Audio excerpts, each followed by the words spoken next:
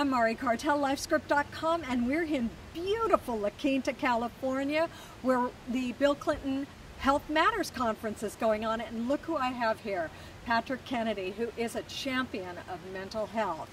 Great to be with you. Likewise, Mary. Well, thank you so much for taking time out with me.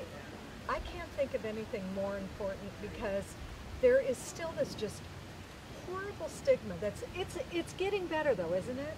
It is getting better, and that tracks with both our being able to talk about mental health and addiction issues, and it also gets better because we understand the derivation of them, and we understand that there are many chemical responses that the brain has that predispose someone for addiction or a mental illness. So it's not about your character, which is really why this is infused with shame and stigma, because people think, well, you can change the way you behave. Well, if you have your brain connections aren't working properly, behavior is a symptom of a disconnect in your brain.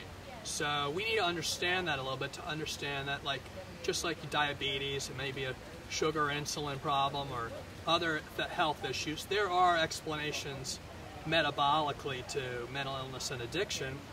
Well, you've been actually pretty amazing about this on a lot of levels. The first one being that you have gone public, and a lot of people wouldn't have gone public. But did you question whether you should, you shouldn't? Well, I honestly didn't have much of a choice, as is the case for most of us with a mental illness and addiction, which are similar. They're both mental illnesses. And it's bipolar, right? And it's bipolar.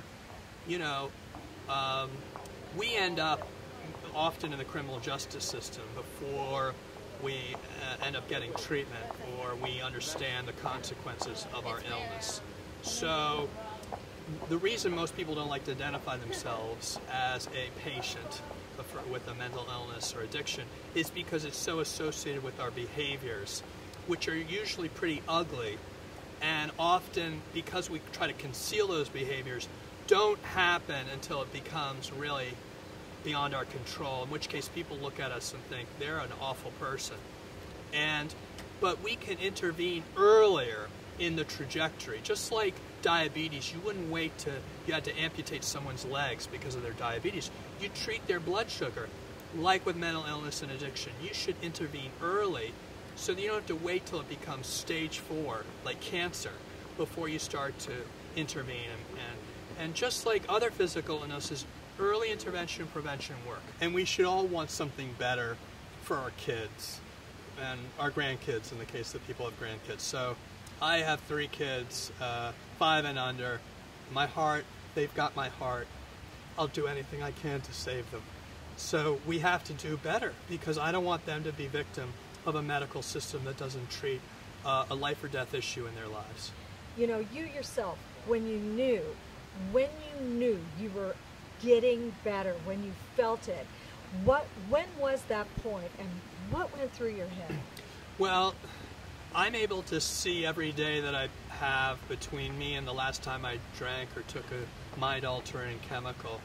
I get to see these changes, and I see them profoundly. I can't always see them in the moment, but I can now trust that the more days that I don't use or abuse or anything, the more opportunity I have to see and reflect on other issues in my life where I can improve my well-being and my emotional health. But I have to worry about that every single day, is how can I today, just for today, stay free of using drugs and alcohol to medicate my feelings. Well, you're sure a remarkable man, and it's obviously working for you. Thank you so much. Thank you. I appreciate it.